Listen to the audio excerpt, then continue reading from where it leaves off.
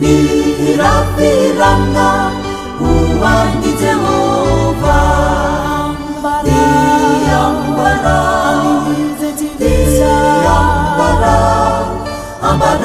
ambarao aminy ze tilisany voninainy mihirapiram-baovao hoan'i Jehova ny tany mihirapirana hoan'i Jehova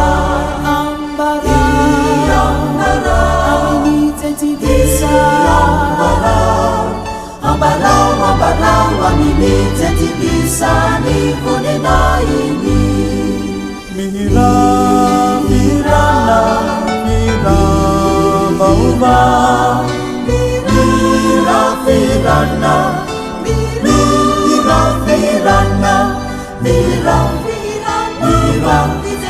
mitany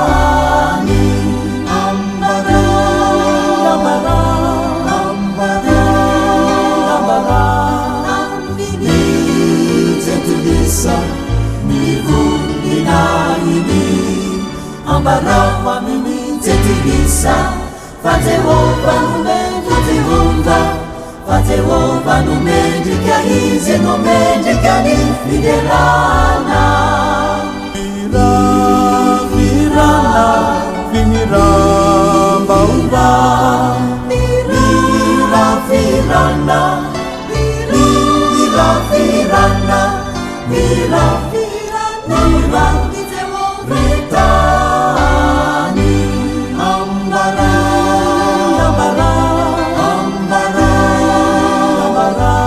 aminy ze tilisa ny voninainy ambarao aminy ze tilisa fa Jehova nomendrika izy nomendrika ny fiderana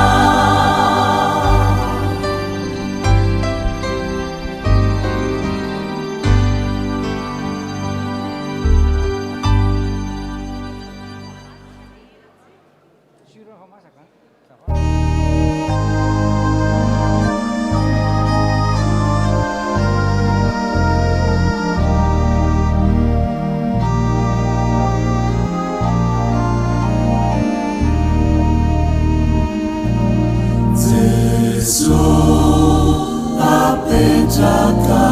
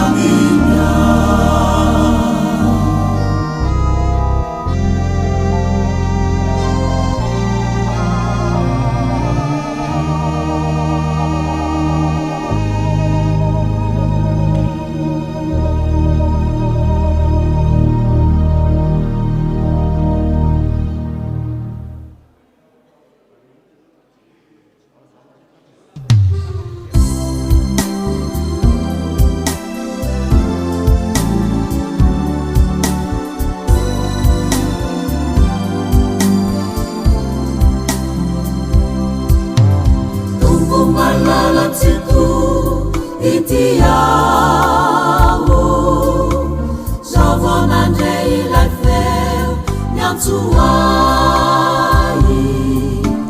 tsapako any matikoa merinao mitaona maimerina mina raikuo itiao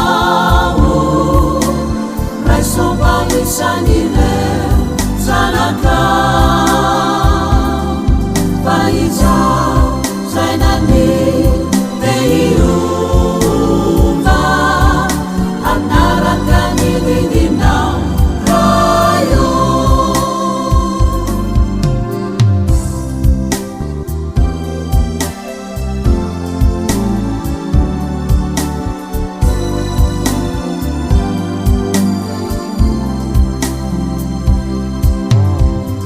sisukikuo raisuao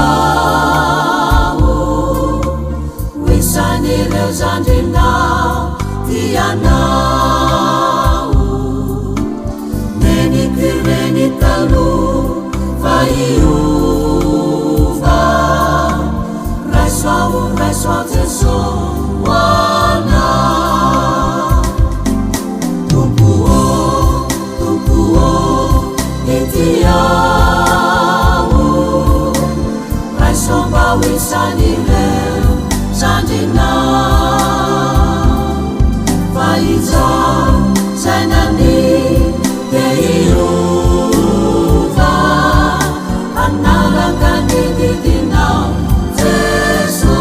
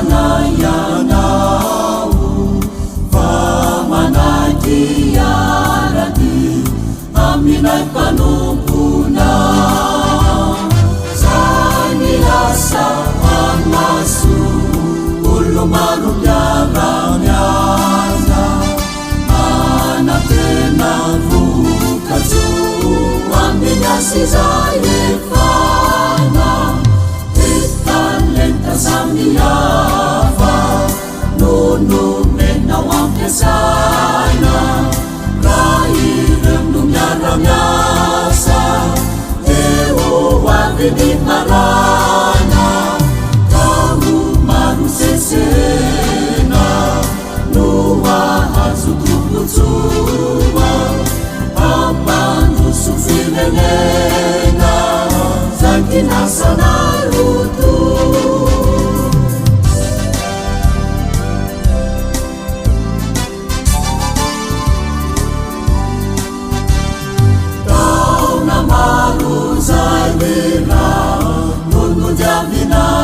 Zau Nyarani Lufusana Bahanang Niyasana Nefatsapanay Kuku Vitsinong Mavikasana Katapilmiyeniku Ahamikizayantana Lenta Samiyava Nunu Mena Wampesana Rairem Numyaramyasa Ewo Wavini Marana Kau Maru Sesena Nuwa Hazukuputsua Apandu Sufirenena Zakina Sanarutu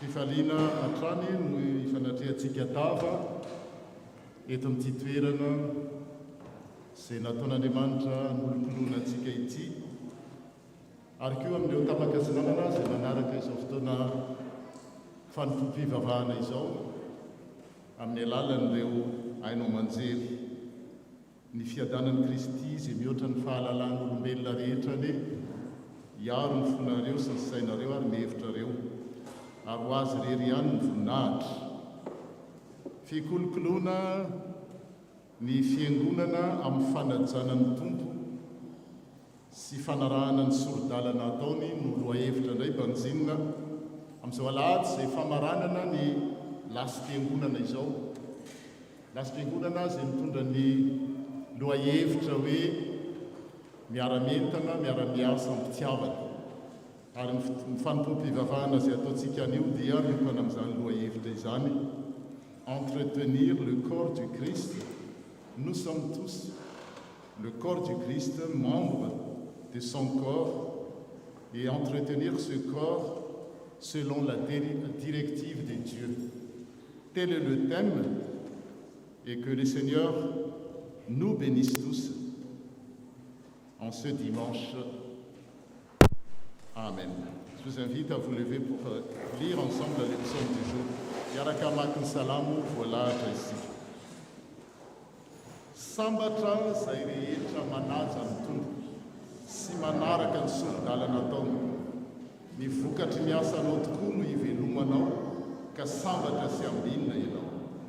Ny vadinao eo an-tranonao dia toy ny voaloboka mahavokatra. Ny zanakao manodidina ny latabatrao dia toy ny solon'oliva. Eny toy izany ny tahina ny lehilahy manaja ny tompo.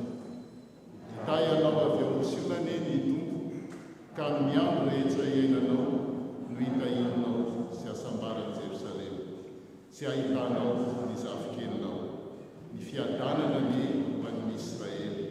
Amen. Izay mahakolokolo no manana ny soa.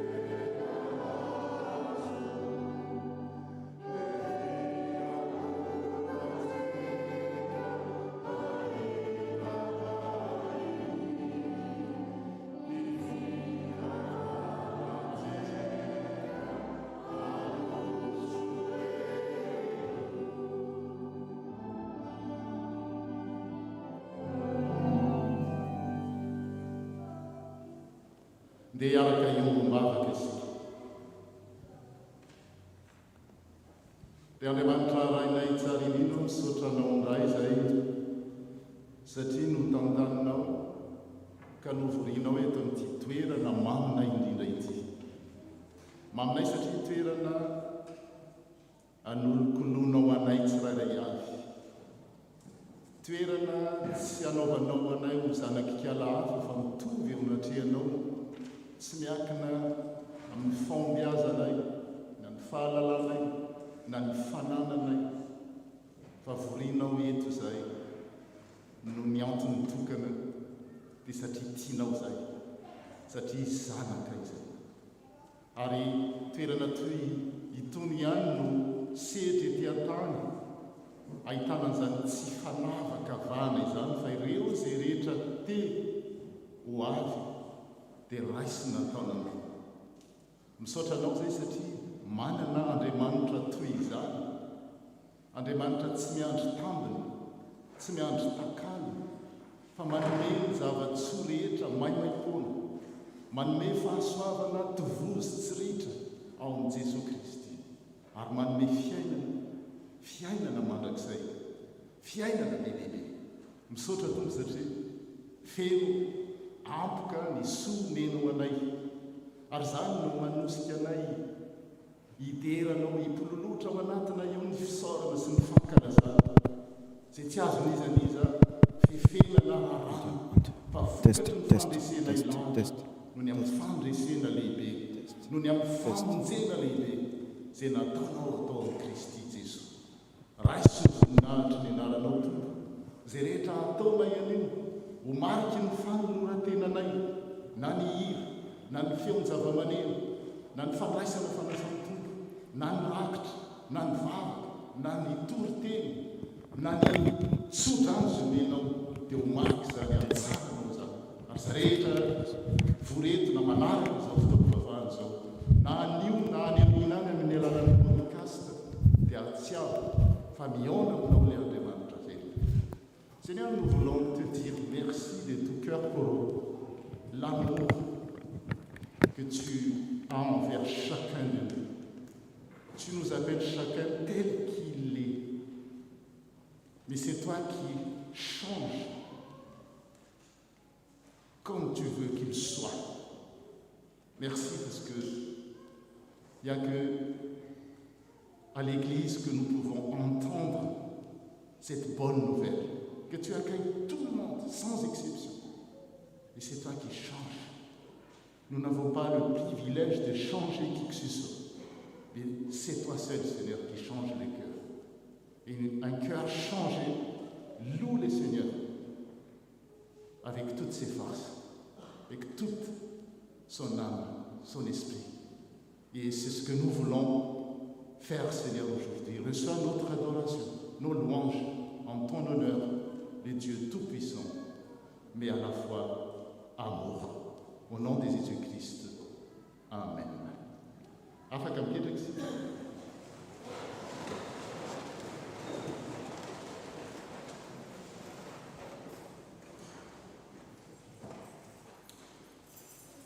lohahevitra fikolokoloana ny fiangonana fikolokoloana ny tenan'i Kristy dia ny fiangonana amin'ny fanajana ny tompo sy amin'ny sorodalana izay ataony fanarahana izany sorodalana izany zao ary ny sorodalana na ny sitrak'Andriamanitra izay tiany hiainantsika mba hatanterahana salamo izay novakina teo hoe sambatra tokoa izay rehetra manaja ny tompo sy manaraka ny sorodalana nataony ny vokatry ny asanao tokoa no hivelomanao ka sambatra sy amin'inona ianao. Zao ary ny sitrak'Andriamanitra ho antsika indray anio.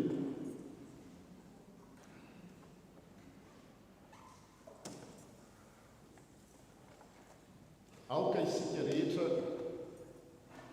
iray amin'ny finoana sy amin'ny fahalalana tsara ilay zanak'Andriamanitra. Ka olon-dehibe, ho vehivavy lehibe, mahatratra ny alehiben'i Kristy, mahatratra ny ohatra ny fahafenoan'i Kristy, ka tsy ho zaza intsony isika, tsy ho toy ny sambo kely ailangilany onja etsy sy roa na atolatolan'ny rivotra samihafa, ka ho voafitaky ny fampianarana aroson'ny sasany, aroson'ny olona mpamitaka izay mahay mamorona tetika ampivaona ny sasany.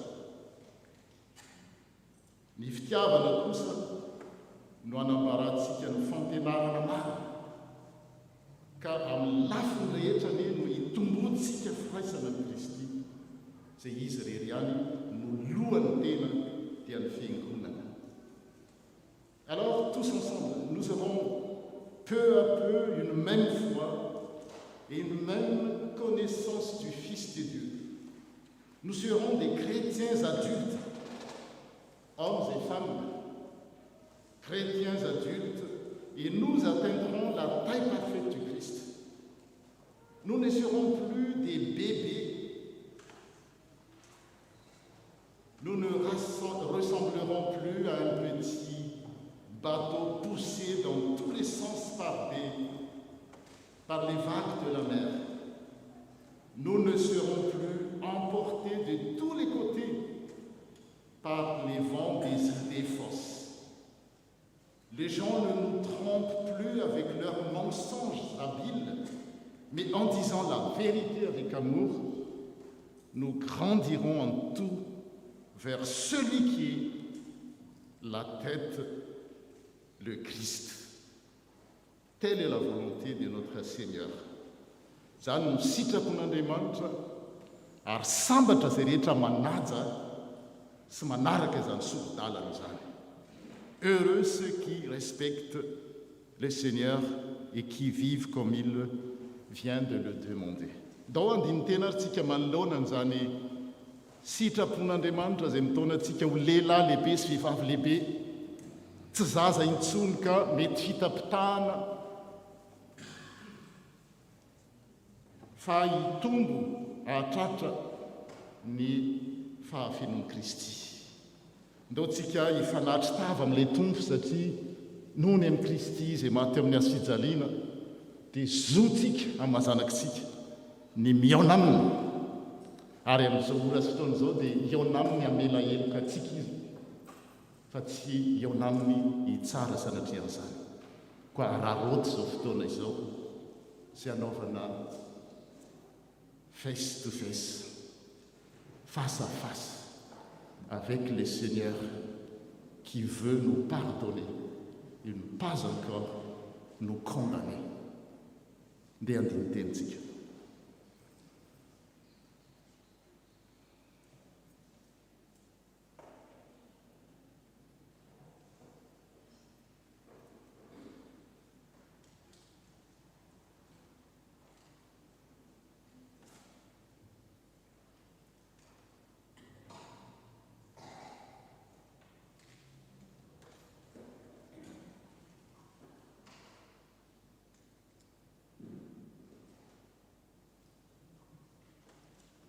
Tompo raha mibanjina ny azo fijalianao tokoa izay dia mahatsiaro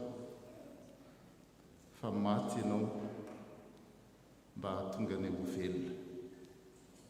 Nitsangana tamin'ny maty ianao mba hahatonga ny hitombo. Marina fa teraka indray izahay, ny fo izahay, olom-baovao izahay, fa tianao tsy hijanona amin'ny fahazazana. Atopatopaky ny anon-drano toy ny sambo. Miovaova noho ny fampianarana ny resaka zay rena hihetsy ireo tambazotra tserasera dia vao misokatra ny masonay dia izany no hitanay tsy mahatonga anay hitombona tsara, hitoetra tsara, hitombo hahatratra ny ohatry ny fahafenonao Kristy.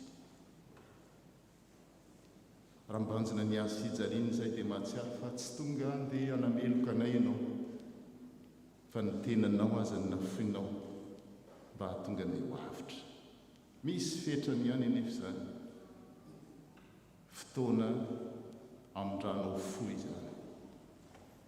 Ingane izay tombo tsy sanatria ho jamba, tsy ahita izany na marenina tsy andeha izany antso izany, na homona tsy afaka hiteniny ty ao tompo,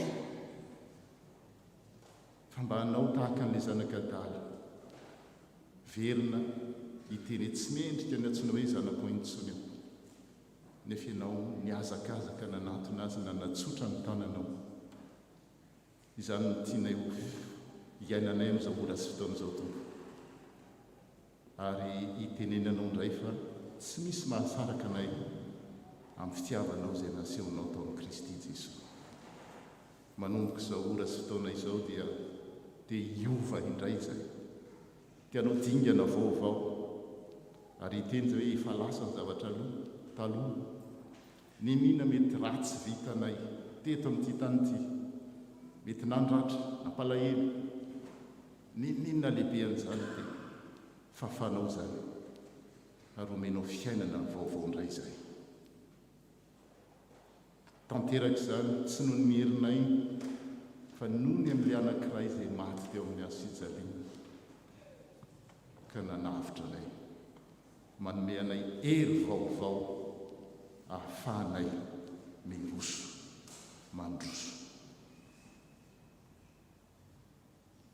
Amin'ny anaran'i Jesosy Kristy Tompo no naovanay zavatra izay. Amen.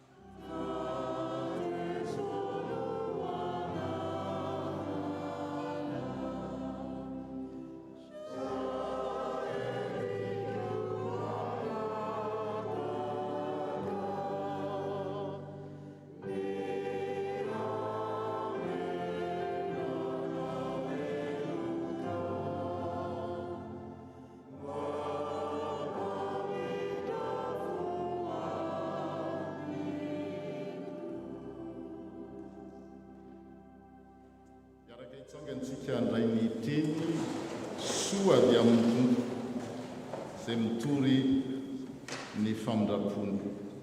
Izao no lazainy ilay tompontsika fa na dia hifindra aza ny tendrombohitra, fa na dia hifindra aza ny tendrombohitra, ary na dia hihetsika aza ny avoana, tsy mba hiala aminao ny famindram-poko hoe Tompo.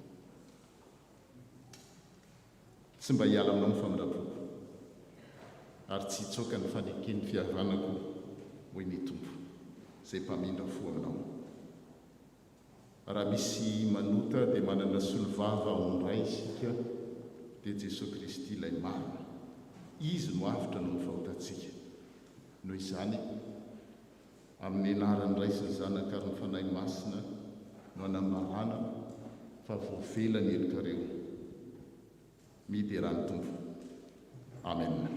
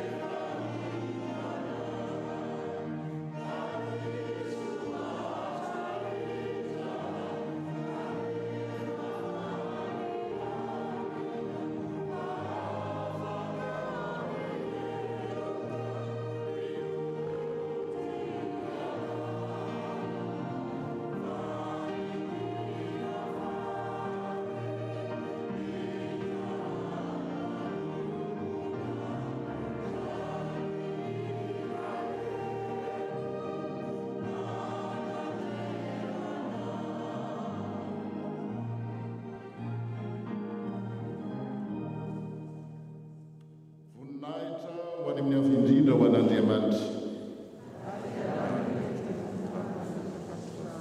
Peraka isika fiangonana ny sao dia ny sekolerady no antamon'ny anjarany.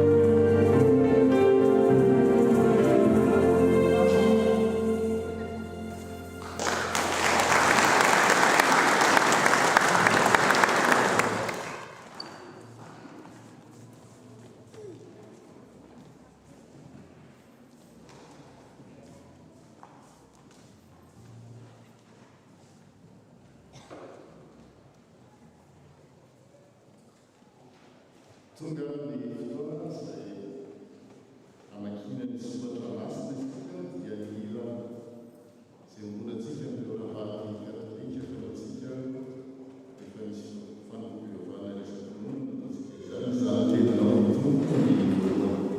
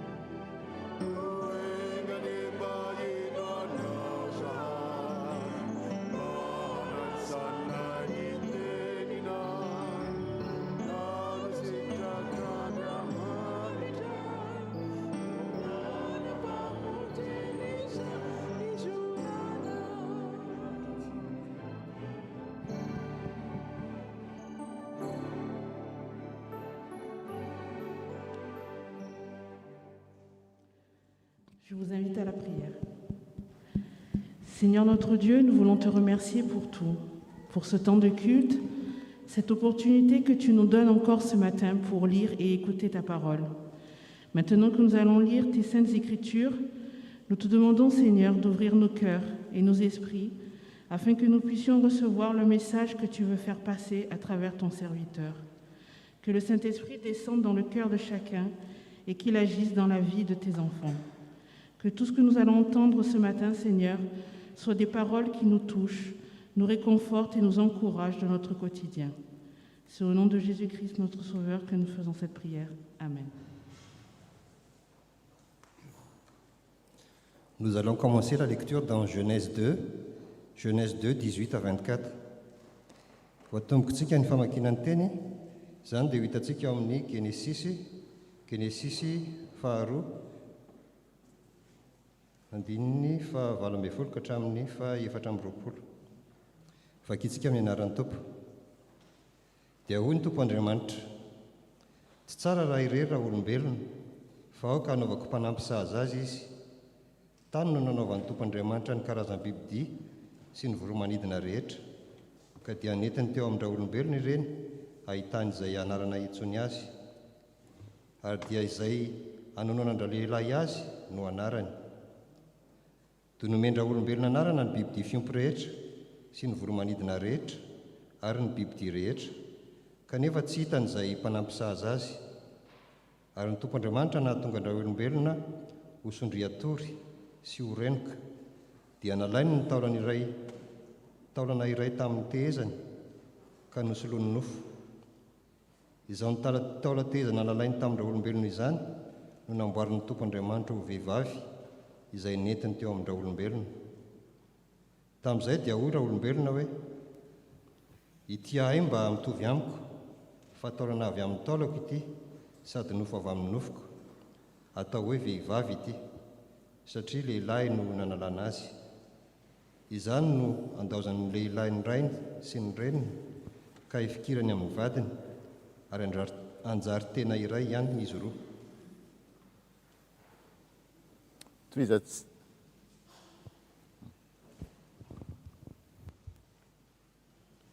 Mbola tohizantsika ny teny mahafaly ao amin'ny Hébreo. Vakintsika ao amin'ny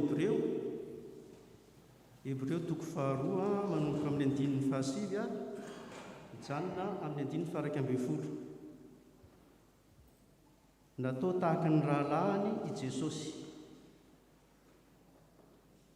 fa ilaina atao ambany kely noho ny anjely no hitantsika dia Jesosy. Ary noho ny fitondrany ny fahafatesana dia voasatroka voninahitra amandazy izy, mba hanandrana fahafatesana hamonjy ny olona rehetra noho ny fahasoavan'Andriamanitra. Fa miendrika izay antony nanaovana ny zavatra rehetra sady nahariana ny zavatra rehetra raha mitondra zanaka maro ho any amin'ny voninahitra ny ahatanteraka ny tontony famonjena ireo amin'ny fahoriana fa iray no iaviana izy roa na izay manamasina na izay amasinina koa izany no tsy mahamenatra azy anao ireo hoe rahalahy.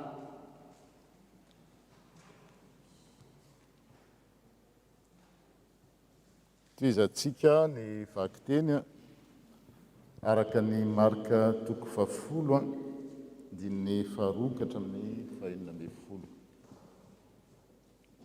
Noho ny niala teo Jesosy dia nakany amin'ny faritra tsisy ny jody teny andafiny on'ny Jordana ary tonga maro teo amin'indray ny olona ka nampianariny toy ny fanaony. Dia nisy farisianina ny anatona an Jesosy mba hamandrika azy ka nanontany azy hoe azon'ny lehilahy atao ve ny manary vady? Fa novaliany Jesosy hoe inona ny didy nomeny Mosesy anareo? Dia hoy ireto hoe navelany Mosesy hanao taratasy fisaraham-bady sy hanary vady ny lehilahy. Hoy koa Jesosy taminy no ianareo mafy fo no nanoratany Mosesy izany didy izany ho anareo. Fa hatrany am-piandohany foninary izao tontolo izao Andriamanitra dia nanao ny olona ho lahy sy vavy. Noho izany dia andao ny ray aman-dreny ny lehilahy ka hikambana amin'ny vadiny ary dia ho tena iray ihany izy roa. Koa tsy roa intsony rehefa mpivady fa tena iray. Noho izany izay nakamban'Andriamanitra aoka tsy ho sarahan'olombelona. Ary noho ny mbita ao an-trano dia namotanian'ny mpianatra ny amin'izany indray Jesosy ka hoe izy taminy na iza lehilahy manary vady ka mampiakatra vehivavy hafa dia manitsakitsaka ny vadiny teo aloha. Ara ny vavy no manary ny vadiny ka manambady lehilahy hafa dia manitsakitsaka ny vadiny teo aloha. Nisy olona maro koa nitondra ankizy madinika nakeo amin'i Jesosy ametrahany tanana nefa no tenen'ny mpianatra mafy ireo olona ireo. Nahita izany Jesosy ka tezitra ary laza tamin'ny mpianany hoe avelao ny ankizy madinika anatona fa aza rarana satria anotoazy ny fanjakan'Andriamanitra. Lazaiko marina aminareo fa na iza no tsy mandray ny fanjakan'Andriamanitra toy ny andraisan'ny ankizy madinika izany fanjakan'Andriamanitra izany dia tsy ho tafiditra ao. Avy eo dia notrotroiny Jesosy ireo zaza ary nametrahany tanana ka nitsofiny rano. Isaorana ny Tompo noho ny filazany tsara.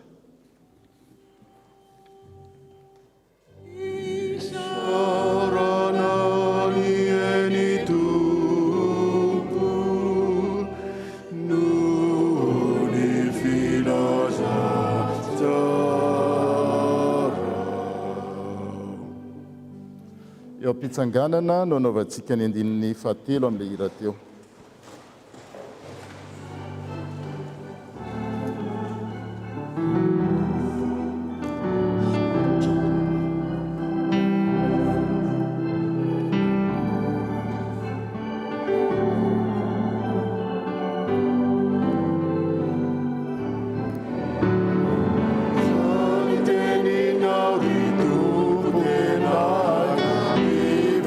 Mali va o katia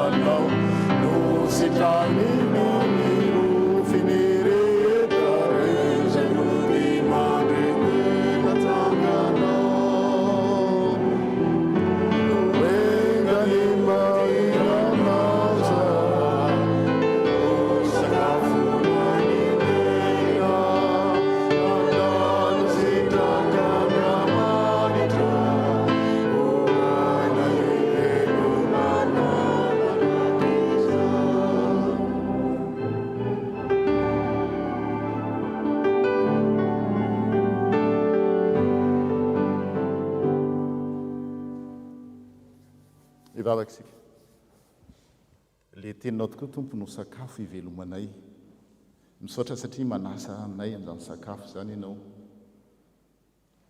mba andray izany tena ho sakafo mahavelona tokoa zay satria zany nitanjonao indraindray amin'izany sakafo zany misy zavatra moratelina misy zavatra mila tsakoana tsakotsakoana nefa miaraka aminao zay tsy mba kenda satria tsy zany nitanjonao tsy ny amono anay tsy ny anakenda anay fa nomenay fiainana dia fiainana be dehibe dia mitenena tompo araka ny fombanao satria ty fiangonana ity tokoa dia fiangonana nataonao hikolokoloana ny tsirairay amen petraka isika zany tokoa ry olona avana ao am'tompo ny fiangonana mamitsika ity nolazaina teny am-piandohana dia fiangonana natao hikolokoloana antsika tsirairay avy c'est une église où tout le monde veut grandir. Ceux qui réussissent soient applaudis, félicités. Ceux qui échouent soient encouragés. Ceux qui sont découragés soient encouragés. Que sais-je encore? Zay ny tanjona eto ary zay mamamy azy misy faly dia miara faly amin'izany olona zany ny fiangonana misy ory dia miara ory amin'izany ny fiangonana tsy manao tahaka n'le zanakadala voalohany nivoaka ny trano le ralany dia tsy niteny izy anany laka na tahaka n'le zanakadala faharoa indray rehefa niverina indray le very dia nalahelo izy samy adala na le nandeha na le miverina misy very any ivelany fa misy very ao anatiny dia ny tanjon'Andriamanitra dia zao ny anolokolo atsika mba atonga atsika hitombo ahatratra ny alehiben'ny fahafenon'i Kristy zay ny tanjona ary raha nandinika amin'ny vakiteny voalohany nareo Genesis 12 dia vao netomboka Andriamanitra dia fa niteny hoe tsy tsara ny olombelona raha irery que l'humanité soit pas bonne si elle reste seule, mâle uniquement ou femelle. Dia zay ny namoronany nataony lahy sy vavy ny olombelona zany hoe hitantsika taratra fa Andriamanitra dia tsy mikatsaka fa tsy ny hikolokolo ny zanany ny olony dia amin'izay hevitra fikolokoloana zay dia tia metraka fanontaniana nareo hoe si je vous donne un chiffre 130 000 par an ça vous dit quoi? 130 000 par an. C'est le nombre des personnes admises en réanimation ou c'est le nombre des enfants qui ont réussi au bac? Non. Malheureusement, c'est le nombre des gens en France, c'est le nombre des divorces en France. 130 000 par an. Ça veut dire 330 par jour.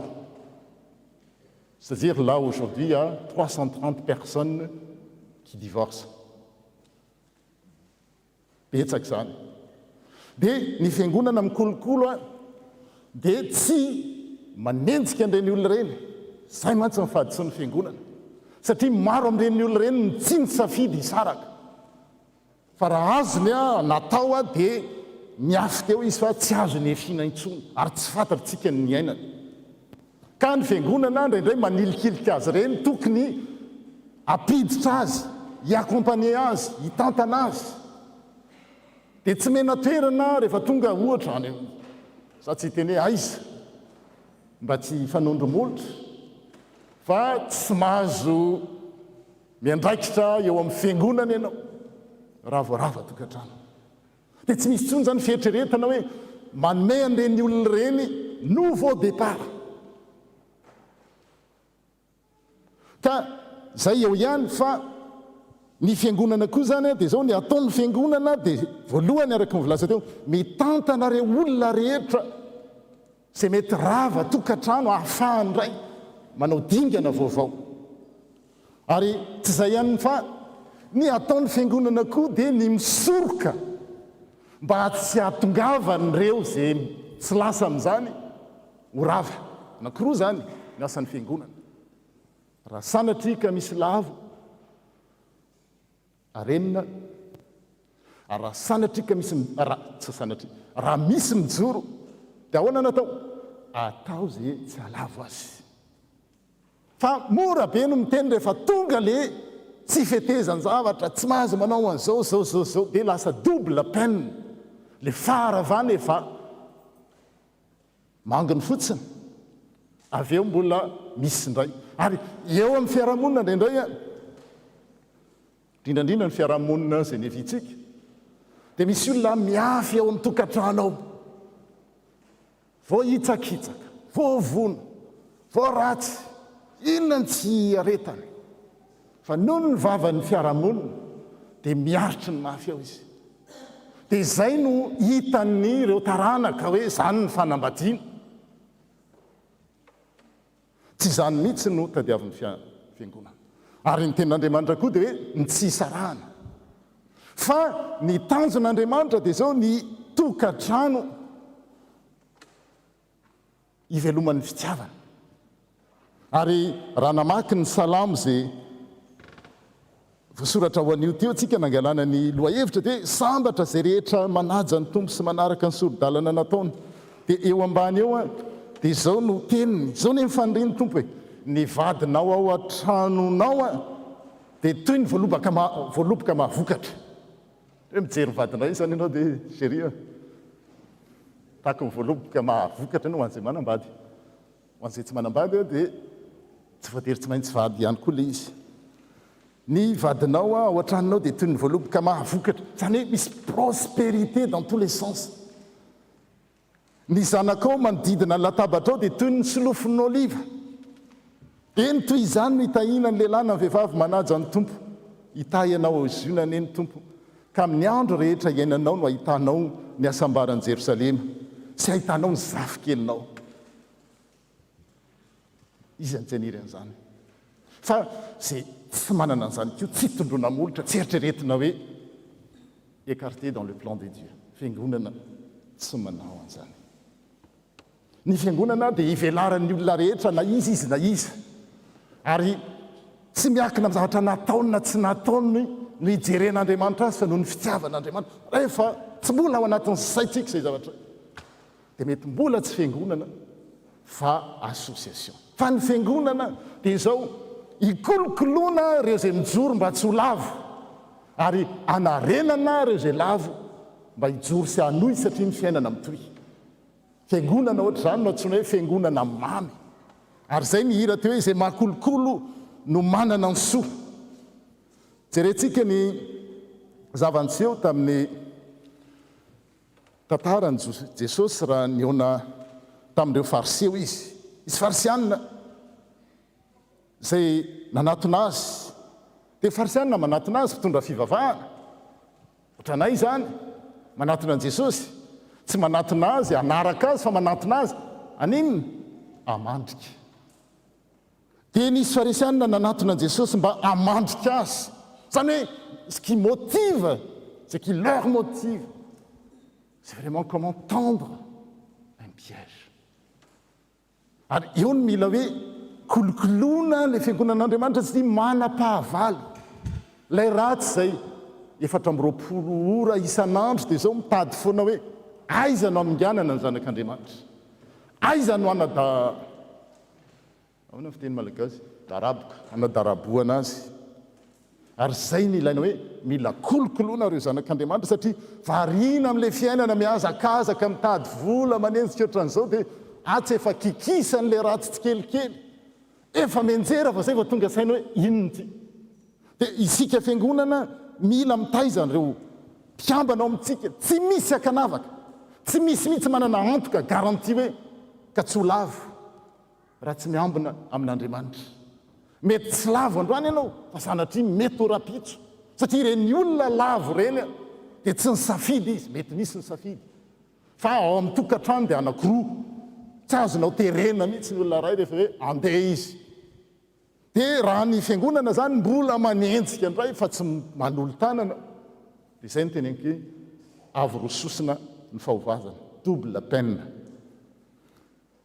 Dia Jesosy manontany ny miresaka mamaly ny fanontanian'ireo farisian'ireo dia azony lehilahy ve no manary vady fa novaliany Jesosy hoe inona ny didy men'ny Mosesy ianareo?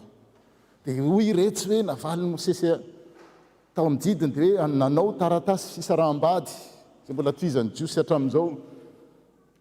Ka hoy Jesosy taminy noho ny ianareo mafono nanoratany Mosesy izany didy izany fa hatrany am-piandohana fony nahary izao tontolo izao Andriamanitra dia nanao ny olona ho lahy sy vavy arak'izay nivakiana tamin'ny Genesisy 2:2 20:24 noho izany dia andaony ray ny aman-dreny ny lehilahy ka ikambana amin'ny vadiny ary dia ho tena iray ihany izy roa koa tsy roa intsony rehefa mpivady fa tena iray.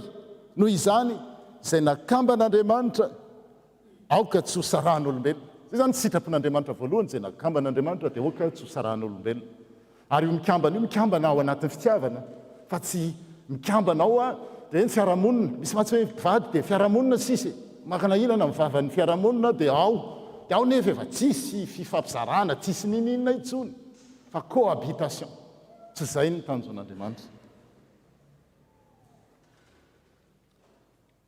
Dia ny fiangonantsika ho an'ireo izay nanao mpivady vao dia misy fiofanana, misy module 12 ao anatiny, tsara fantatry ny fiangonana izany. Ireo izay nanambady dia manazay dia ao anatin'ireo module 12 ireo dia misy an'ity voalasy ity hoe quad tsy le moto efatra kodiarandre fa quad amin'ny heviny hoe quitter, s'attacher, devenir, QAD, quitter. Ka ny tiana ho lazaina dia izao amin'izany hoe fanambadiana zany dia ny olona rehetrarehetra dia atsoin'Andriamanitra anolokolo azy. Mety disy fevitra za efa 20 taona tsy ao amiko intsony zany, za tokatena, za mbola zaza, za mbola tanora, mbola mianatra zao. Fa ny olona rehetrarehetra na lehibe izy na zaza na kely dia atsoin'Andriamanitra ikolokolo an'izany tokantrano zany satria io no endrik'Andriamanitra etỳ tany. Andriamanitra tokana olona telo dia ny mpivady dia olona anankiroa nefa tokana nofo ray ihany izy roa. Ka ny planin'Andriamanitra hatrany am-piandohana dia izao raha vao mitsimoka ao akibon'ny neny eo ilay zaza, nareo mahalala kokoa noho za, misy mpitsabo sy chimiste sy biologiste maro atao fiangonana sy ny manaraka any dia izao rehefa miforona mitsaika ao akibo ao dia lasa karazana zygote dia avy eo dia lasa embryon dia izay. Fa amin'ny voalohany izy dia izao nofo ray amin'ny reniny fa miataka tsikelikely amin'ny reniny me lehibe ao 7 volana na 9 volana 9 volana dia mba hahatonga azy ho velona dia tsy maintsy zavatra atao voalohany indrindra ataon'ny rasazy dia inona tapahana ny tadipoitra, cordon ombilical il faut couper, zay endriky hoe quitter. Nofo ray le reny sy le embryon tany voalohany fa natsoin'Andriamanitra hiataka tsikelikely amin'ny reniny iny me lehibe dia rehefa avy eo mandao ny ray sy ny reny. Zay ny planina an'Andriamanitra zay. Fa rehefa manambady ndray iny zaza iny rehefa lehibe dia ikambana amin'ny olona zay hafa noho izy, mety tsy fantany akory, mety avy any amin'ny firenena hafa, avy any amin'ny foko hafa na mety tsy mifankalala tamin'ny mbola kely fa natsoina iray. Le teto zany olona ray nefa misaraka fa ny mpivady indray a dia zao olona samihafa nefa natsoina iray eo amin'ny fiarahamonina misy atsika eo amin'ny malagasy dia zao ny mifanohatra amin'izay no miseho azavaiko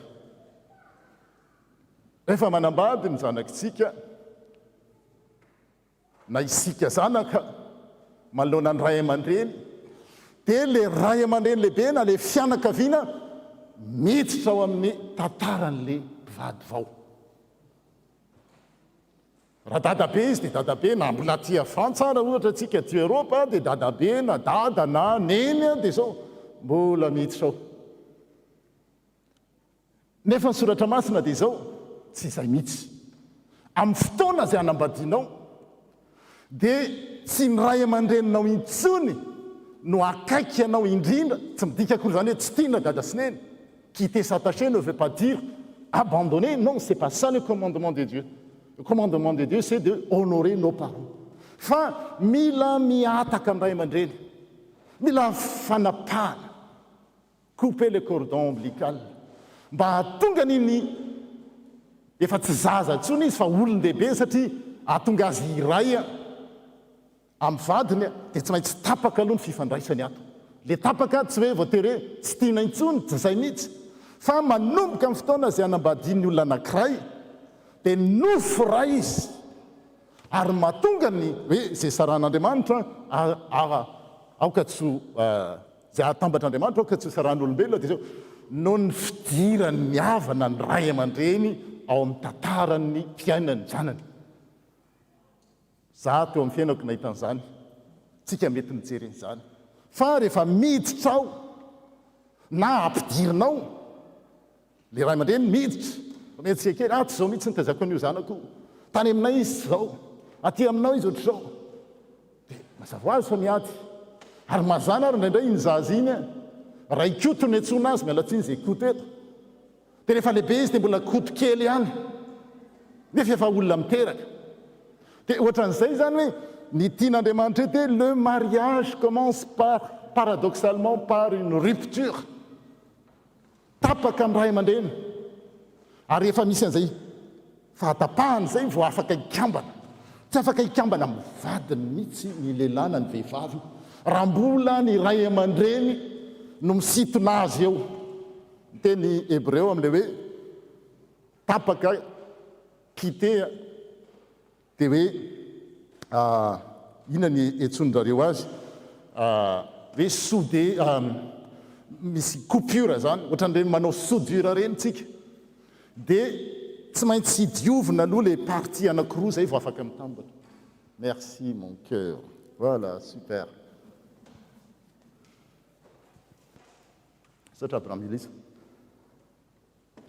zay no lalan'Andriamanitra dia eo amin'ny fitaizana tatsinanana zay ao anatin'izay tsika malagasy dia zao le zaza ary mazana le zaza ny adivana zanako nefa ny planin'Andriamanitra dia zao andao ny rainy sy ny reny ikambana amin'ny vadiny zany hoe mon prochain mon conjoint le plus proche de moi sur terre ireo zanak'ireo hipetraka eo amiko 17 taona 18 taona 20 taona fa andray androany reo dia andeha ny ataontsika nefa dia zao tazomina le zaza ny ataon'ny ray aman-dreny zay ny hoe voakasika nyity avokoa na zokiolona na iza na havana na inona hoe aika misy andraikitra eo amin'ny tokantrano anankiray ary misy faharavana tsy le olona zay mahatonga hoe aza manenjika satria tsy fantatsika ny ainan'ireny olona reny ndray tsika ary mety acteur atao anatiny hoe inona ny tsora ave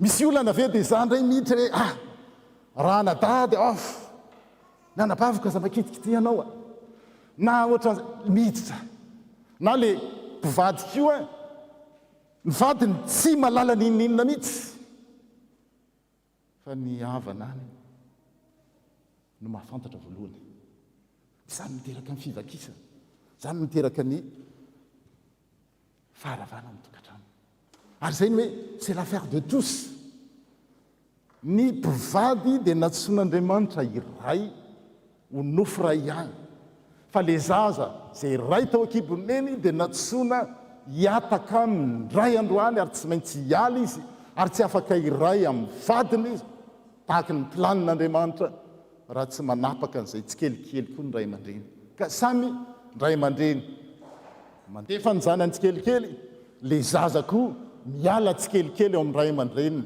ary ny mpivady ny programa mpiainany dia hoe ahoanana tonga atsika mivady ry chéri iray tsisy tsony hoe jardin secret ka misy zavatra tsy fantatry ny anankiray ao ambadika ao dia rehefa hijery amin'ny tokantrano io telefôny io rehefa mioako ohatr'izao misy zavatra fenina io zay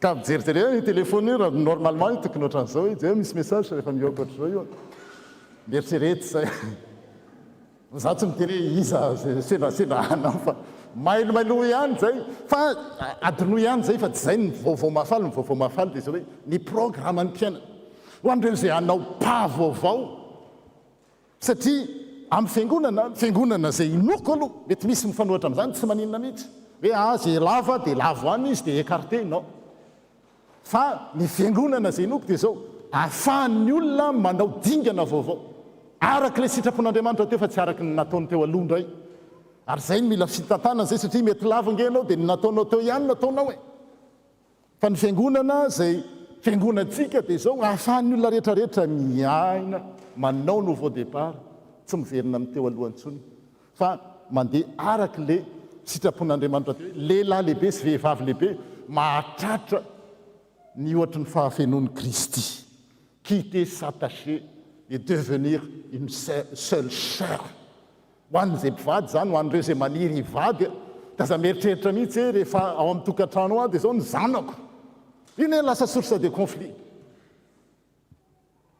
zanako kitipitianao rehefa maditra le zana dia zanakao io zanakao io rehefa ho avy amin'ny fotoana dia io ny divana ahoana ny garde alterné ou partagé ou je sais pas zay fa mandalo an'izany tsy tondrona molitra mihitsy fa zay tsy mandalo amin'izany kosa dia mila miomana hoe ny takian'andriamanitra ary mila manao investissement zany mila kolokoloana zany misy mivady zao tsy mba manana moment d'intimité mihitsy ary zay manao an'izany ndraindray misy tanora mitovitovy aminay dia hoe tana mba mandeha any nareo dia apetrao any aminay zaza zay ny fiangonantsika mifampikolokolo satria ty tsisy bebe tsisy dadabe any aman-danin-drazana dia mba hahafahan'le vady hoe miray izy roa anatin'izany firaisana zany firaisana rano firaisana ara-panahy ara-tsaina firaisana projet inona mba ataontsika indraindray ny vady tsy mifankalala akory indraindray ny mpitondra tsy mifankalala tsy mifampiresaka sa efa natsoina iray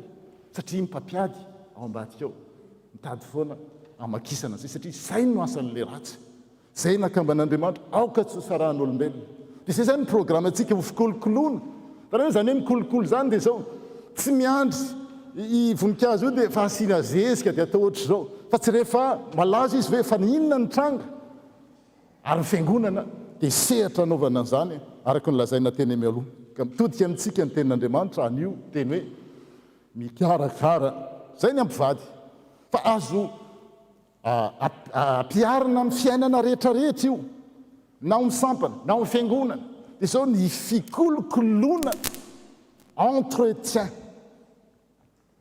no zava-dehibe indrindra ary ireo mpanao sport ireo dia malala an'izany fa tsy le match iny dia midépendre amin'ny entraînement zay ataony dia ahoana no ataontsika amin'ny tokantranontsika manokana fotoana ve tsika manokana vola ve tsika mahafoy ve tsika mba hikolokoloana n'izany tokantrano zany tsy andrasana efa midaraboka le izy na efa simba le izy zay vao daitra tsy fanetsiny fa nataon'andriamanitra dia zao tahaka ny nataony tamin'ny adama sy eva mbola tsisy ninina akory dia efa nanao axe d'amélioration izy hoe tsy tsara raha irery ny lehilahy namorona ny adama izy dia araka ny endriny tena bravo tsara fa nykolokoloany raha mijanona amin'izao fotsiny io dia zao tsy ateza fa leo omena vady sahaza dia namorona ny eva izy dia hitantsika teo amin'ilay vaky teny teo hoe ary ny tompo andriamanitra ny teny hoe tsy tsara raha irery raha olombelona aoka anaovako vady sahaza dia ary ny tompo andriamanitra na tonga andra olombelona adama zany hosondry tory sady horeniko dia ozy izy tamin'ny adama hoe matory tsara fa tia ny andro farany atorinao tsara tranquillement c'est le dernier moment où tu vas dormir tranquillement. Après, quand l'Ève sera là, tu ne vas plus dormir tranquillement. Fa ny tian'Andriamanitra mpanoratra ny soratra masina ho teneniny eto dia zao hoe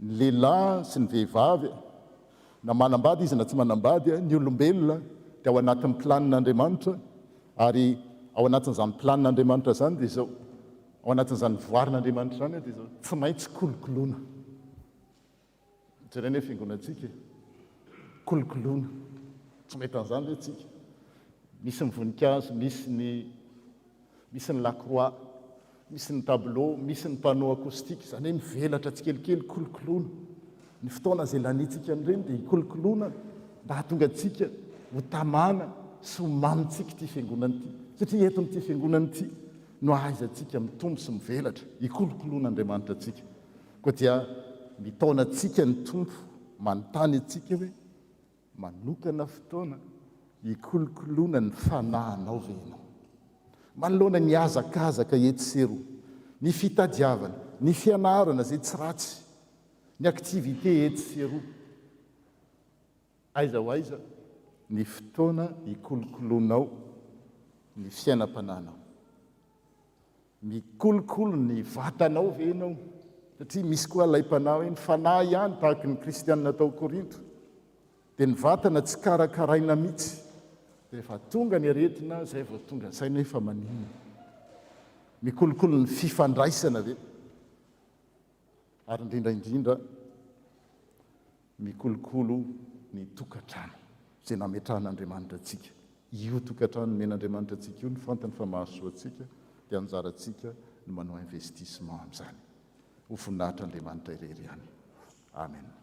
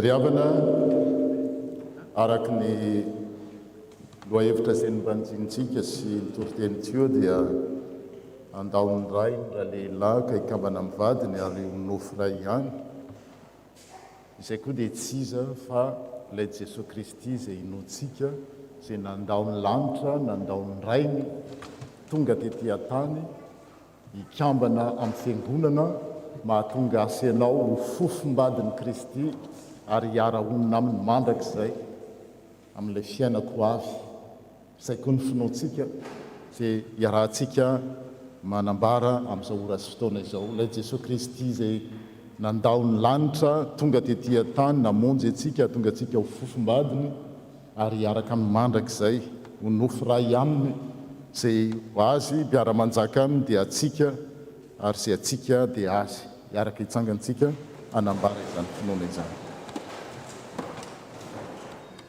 Mino an'Andriamanitra ray tsy to mpanao ny lanitra sy ny tany aho ary mino an' Jesosy Kristy zanan'ilay tokony atontsika izay nitorotoronina tamin'ny fanahy masina nateraka Maria Virginy nijaly raha nanapaka Ponto Pilata nombona tamin'ny hazo fijaliana maty ka naleva nidina tany amin'ny fiainantsika nitsangana tamin'ny maty amin'ny andro fahatelo niakatra ho any an-danitra mipetraka eo ankavanan'Andriamanitra ray tsy to avy any eviny tsara ny velona sy ny maty mino ny fanahy masina fiangonana masina manerana izao tontolo izao ny fiombonan'ny olona masina ny famelan-keloka ny fitsanganany tena amin'ny maty ary ny fiainana mandrakizay amen. Izay koa no irosoantsika amin'ny fandraisana fanasan'ny tompo dia ny hira voalahatra no ataontsika amin'izany 7:991.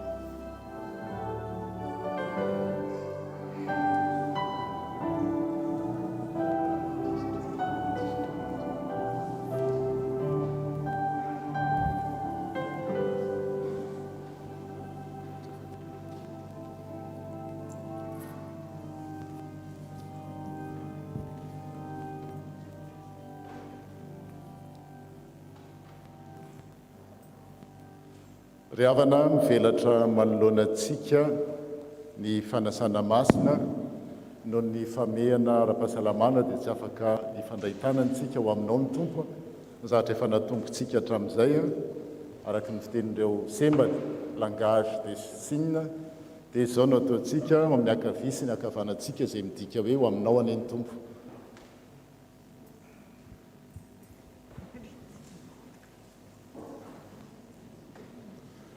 Zaho sy anao ho amiko sy ho aminao ane ny tompo izao fomba an'Andriamanitra amin'ny langue des signes momba anao ny tompo le tompo le hery ny fanahy masina momba anao zaho sy anao momba anao ny tompo zay dia izy zay afaka ataontsika foana ho aminao ane ny tompo. Asan-drato ny fonareo ao amin'ny tompo aoka hoderaintsika ny tompo Andriamanitra. Eny mendrika hoderaina tokoa ianao ry tompo Andriamanitra ay ianao izay namorona ny zavatra rehetra amin'ny fahalavorariana sy amin'ny tonga lafatra. Andriamanitra mahatoky ravoravo no isaorana ianao tonga akaiky anay ianao ka tonga olombelona tao akibon'ny Maria ianao ilay Andriamanitra tsy tapesipesena amin'ny fahalebiazana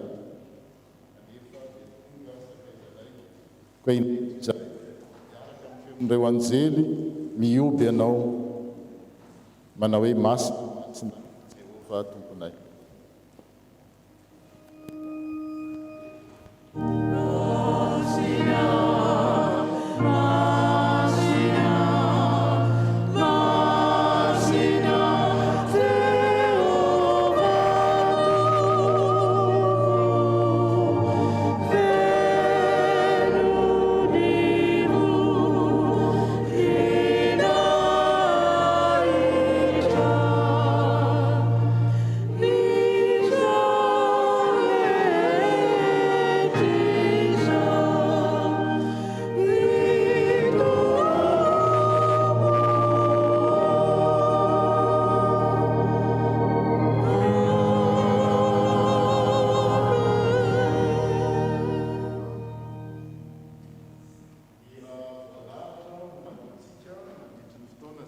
Izaran'ireo diakona ny tena sy ny rany Kristy amin'ny fotoana voatondro no ahatsiarovantsika ny teny fanorenana sy angatahantsika ny fanahy masina ary arahantsika mizara, mihinana sy misotro izany famantarana ny amin'ny nahafatesan'i Kristy izany.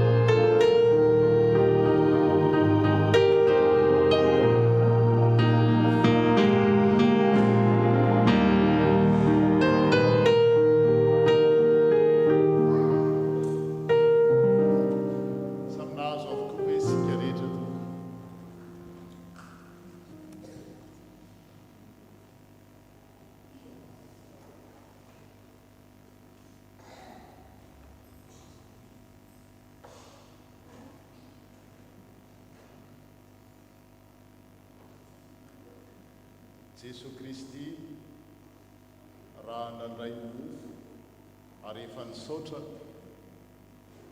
ka novakiny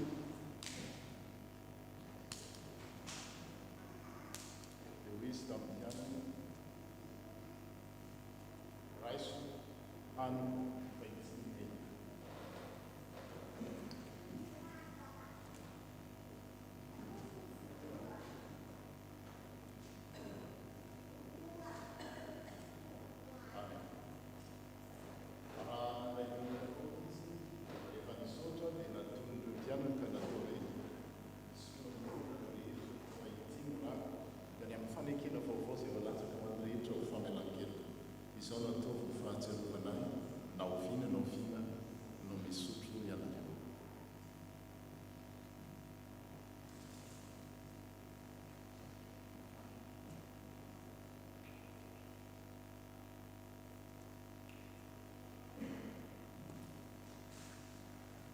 Amen. Ho antsika izay ny iray latabatra tamin'ny tompo izao no afatra mitafy famondram-po sy fiantrana, famoram-panahy, fanetretena, fahalemem-panahy, fandeferana araka ny olom-boafidin'Andriamanitra sady masina ny malala. Ary aoka ho ambonin'izany rehetra izany ny fitiavana fa fehiny fahatanterahana izany. Amen. Mandiana ny fiadanan'ny tompo ka manoko azy ny fifaliana. 70 no anatazana ny kapoaka sy hanaovantsika raky mpisaorana amin'ny fandraisana.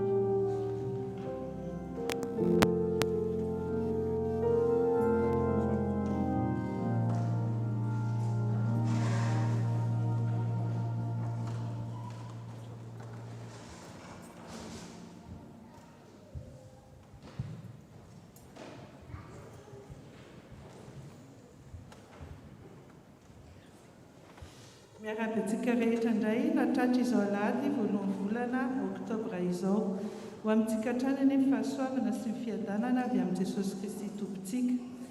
Raha misy amintsika androany voalohany tonga mivavaka eto amin'ny tafak'i Saint-Marseille dia angaviana izy ireo mba hitsangana ao anatin'ny fiangonana. Dia faly tokoa ny fiangonana FPMAX Marseille mandray anareo. Ny tompony hitantana sy omba amin'ny fikasana tsara rehetra ataonareo Ary ny fiangonana dia vonina trany handray anareo. Ny ekipa akeo dia anantona anareo rin'izao fotoam-pivavahana izao. Tonga soa tompoko. Misaotra mitandrina Jeannora Andrianandrasana nitarika amin'ny fotoana sy nitondra ny sakafom-panahy ary ny fandraisana ny fanasan'ny tompo antsika androany. Toy izao indray fandaharam-potoana amin'ity volana oktobra ity. Nitoetra amin'ny fotoam-pivavahana sy ny isaky ny alahady amin'ny folora sasany maraina, ny fanajana ireo fepetra rehetra dia mitoetra ny koa ny fisoratana anarana, ny fanajana ny elanelana ary ny fitondrana ny masika. Ny fampitana amin'ny fotoam-pivavahana amin'ny Facebook sy ny Zoom dia mitoetra ny fianarana soratra masina dia isaky ny Zoom amin'ny valora alina amin'ny alalan'ny Zoom toy ny mahazatra. Ny fotoam-pifoazana dia isaky ny asabotsy maraina amin'ny valora sasany. Ny sekoly alahady sy ny katekomena kosa dia isaky ny alahady maraina amin'ny 7 ora. Ny groupe miasa amin'ity volana oktobra ity dia ny groupe diakona izany dia ny C sy ny D. Anjaran'ny sampana fifoazana no mandraikitra ny fanadiovana ny fiangonana amin'ny alahady 10 oktobra izao, ary avy eo ny sampana tiliny 17 volana oktobra. Vaovao avy amin'ny sampana STK. Cher STK, nous vous attendons cet après-midi à 14h dans la salle KT pour une réunion.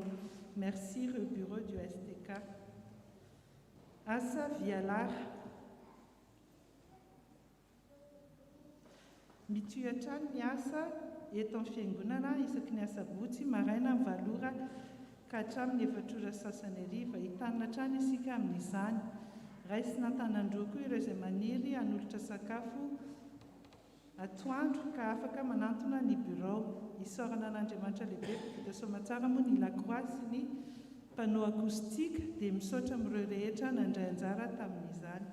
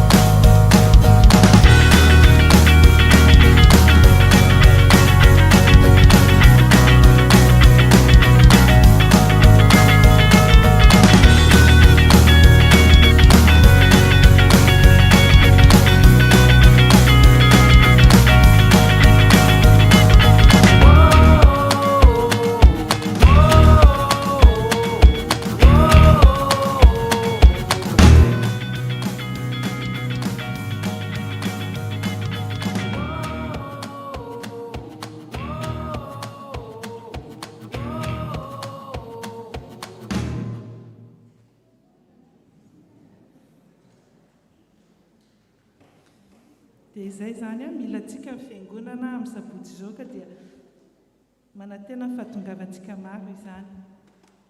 Recensement araka ny efa nolazaina tamintsika volana maro izay dia eo amin'ny fanavaozana ny lisitry ny mpiangona isika ka anazava kely isika izay efa nisoratra tany aloha dia mila manao ihany ny re-inscription mba ahafahana manao ajour tsara ny contact sy ny isan'ny mpiangona ka dia isaorana ny Ramatoa Rakotiny Rainy sy Andriamatoa Faratsy Mandresy iandraindraikitra an'izany ka afaka manantona azy ireo isika ho an'izay mila fanazavana sy fanampiana amin'ny fanaovana ny inscription.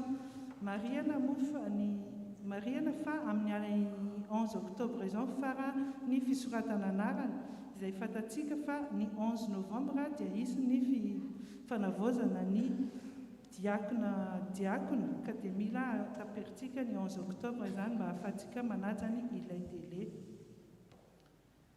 Teny fisaorana miaraba tompoko ny vady aman-janaka tompoko Clara Kotondriana Ajaniaina, ireo ray aman-dreniny sy ireo mpiray-tampo aminy ary ny fianakaviana manontolo dia misaotra an'Andriamanitra lehibe ary maneho fisaorana feno ho anareo rehetra mpiray-tanindrazana aty a France sy ireo mpikarakara rehetra ka naneho ny soatoavina maha-malagasy dia ny fihavanana sy ny firaisankina ary ny fifankatiavana. Noporofonareo izany tamin'ny alalan'izao letsi nataonareo izao Andriamanitra tokony arenany ameno mibanga ka hamaly fitianareo tsirairay avy ny amin'ny sorehetra izay nataonareo anay. Mirary soa indrindra tompoko ny fianakaviany amin'ny tompoko lara kotondrandriana aja ny aina. Ny volavoangontsika moa izany tamin'izany letsia izany dia 1804,80 tany amin'ny letsia ary nisy nanolotra 220 € espèce ka dia amin'ny totaly 2024,80 no nalefantsika izany fianakaviana izany. Dia misaotra antsika tsirairay avy tamin'ny fanampiana natao azy ireo dia Andriamanitra ny hamaly fitiantsika hatrany. Levée de fonds ny fiangonana faharoa. Araka ny hitantsika amin'ny fafanio izany dia ho avy tsy ho ela eto amintsika ny mpanakanto bodo ka dia aoka isika efa samy vonona amin'izany. Dia ny vaovao fanampiny dia ho alefa amintsika manaraka eo ihany. Misaotra tompoko. Filazana mariage, filazana anankiroa. Ny filazana voalohany sady izao ny filazana voalohany ihany koa. C'est pourquoi l'homme quittera son père et sa mère pour vivre avec sa femme. Et les deux deviendront comme une seule personne. Ainsi, ils ne sont plus deux, mais ils sont comme une seule personne. Marc 10, 7 à 8. La cérémonie nuptiale de Linda Colnet et de Simon aura lieu le 23 octobre à 15h à Orgon par le pasteur Andianandasana Jano. Filazana faharoa, filazana voalohany amin'ny annonce faharoa mariage izany. Razafy ny parany sitraka Joana, Taeriali Frédéric Hamza sont heureux de vous faire part de la célébration de leur mariage le samedi 30 octobre 2021.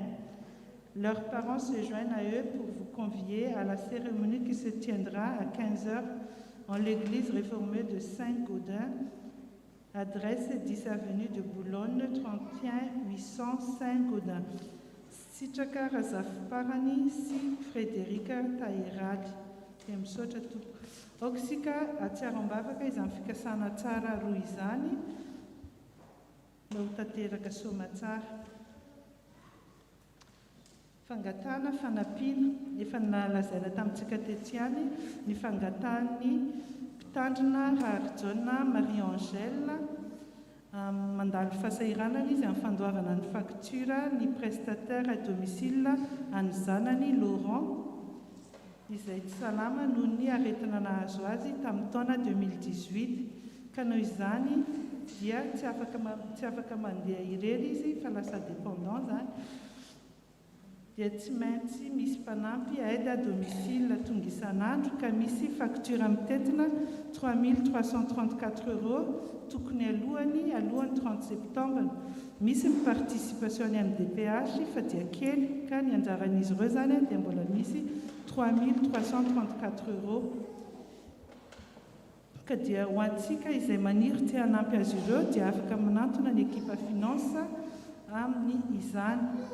Araka ny teny soratan'i Paul Apôstôly izay milaza sy mitaonantsika fa mifampitondra izay mavesatra ary aoka izany no hatanteranareo ny lalan'i Kristy. Galatiana 2:9-20. Ary isika malagasy koa milaza fa ny eta zaraina mora zaka. Raha manao virement amin'ny compte fiangonana isika dia aoka ho amarinina hoe fanampiana ny Laurent dia misaotra tompoko.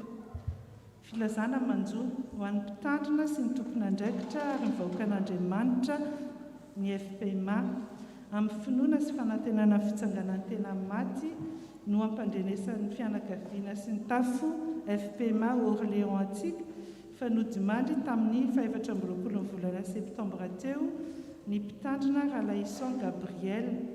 Izy dia ray aman-dreny lehibe mpitandrina teo amin'ny fiangonana FPMA Orléans sy ny tany foafa eo anivon'ny FPMA ka anisan'izany koa ny tafo Clermont-Ferrand. Ray aman-drenitsika eo eto anivon'ny FPMA no nandao koa miaraka miomby tanteraka amin'ny fianakaviana asika. Ny fanompom-pivavahana fanomezam-boninahitra an'Andriamanitra izay ho tarian'ny filoha synodaly 7 Rasolondraibe dia ho tanteraina ny alakamisy fa 7 volana oktobra amin'ny 2 ora sy sasany tolakandro. Aorian'izany dia hiainga hoe ny aéroport ny razana ho an'ny atanin-drazana ny Zoma. Misy ny côteletty ho an'ireo izay maniry anao marika amin'izany ka ny côteletty dia soutien la famille Ralaisson dia mangataka koa ny fitondranam-bavaka ny fianakaviana dia misaotra tompoko efa niady tsara aho nahatanteraka amin'ny fihazakazana aho nitahiry ny finoana aho 2 Timothée 4:7 amin'ny anaran'ny Braony Foibe FPMA. Fandaminana amin'ny fiaraha-misakafo rehefa avy eo ho fandaminana zany dia amin'ny fiaraha-miasa zany satria mahafinaritra miara-misakafo fa misy ihany koa ny asa aloha mandritry ary aoriana ka misy fandaminana dia misy lista kely ao amin'ny ho affichena ao amin'ny varavarana ao ambany dia aoka isika rehetra izay misakafo mba hijery izany lista izany mba hahafahantsika hoe aiza ny andraikitrasa nametrahana atsika dia misaotra mialoha amin'ny fiaraha-miasa. Aorian'izao filazan-draharaha izao zany dia andray fitenenana ny filohan'ny sampana STK ary aorian'ny sampana STK dia ny solontenan'ny sampana Amafi ary ny équipe finance izay hanolotra antsika ny situation financière jusqu'à mois de juin. Toy izao ary ny rakitra azontsika tamin'ny alahady 26 septembre teo rakitra 471,10 €, ezaka trano 254,70 € ary ny adidy voaray tetsy aoriana dia 30 €. Dia misaotra an'Andriamanitra isika no ny asa rehetra vita ary apetraka eo ambany ihany koa ny asa rehetra miandry dia misaotra tompoko.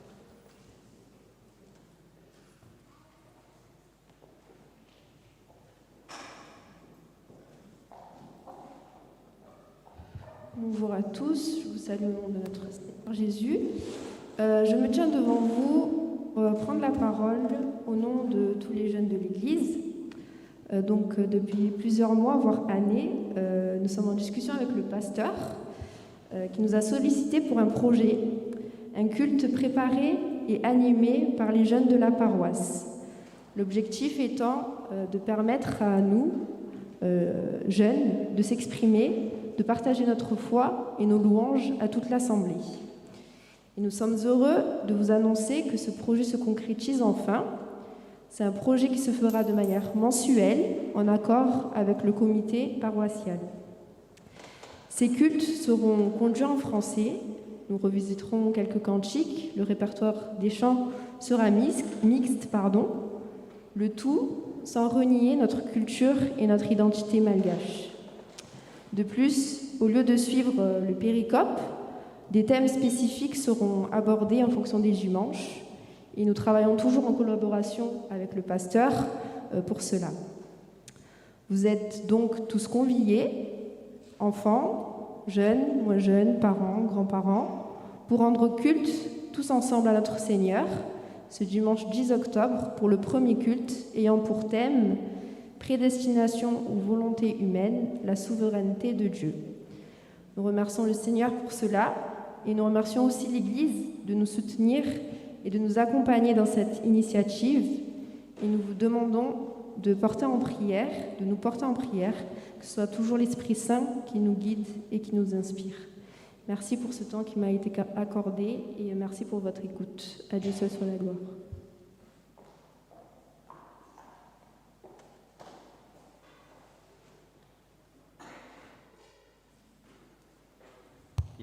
dia mbola manolotra ny araba antsika mpianakavin'ny finoana. Ny joroketo zany dia mampatsiahy tondra teny fampatsiahivana ny atoko-pihira Amafi amin'ny asabotsy ho avy zao fa 7 volana oktobra. Ny fotoanantsika dia eto am-piangonana ifanolotanana satria hitantsika fa mbola maro ireo adidy izay asa atao eto amin'ny fiangonana izay efa hitantsika teo moa zany.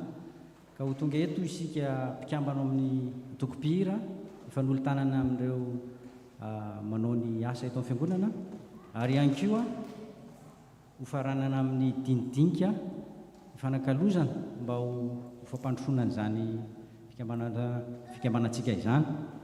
Ary mareko ety fa etona fa ny filoha dia tsy eto toerana amin'izao fa mamitahiraka mikasika indrindra ny amin'ny ny atoko-pihira iraisana eto amin'ny faritra Atsimo Atsinanana. koa manantina ny fahatongavantsika maro amin'izany sotra